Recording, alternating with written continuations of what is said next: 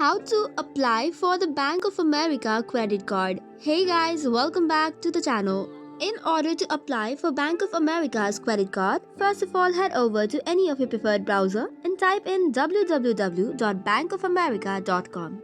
This will open the home page of official website of Bank of America. Once that is done, you have to now check for credit cards. In order to do so, tap on menu and from there you can search for credit card. If you cannot find it, tap on the search icon on the search bar and type in credit card. This should now give you a list of credit cards. From the list, search for the one that you prefer and is most beneficial. You can even compare credit cards before applying. Now, if you have found the one, you can just tap on the Apply Now button.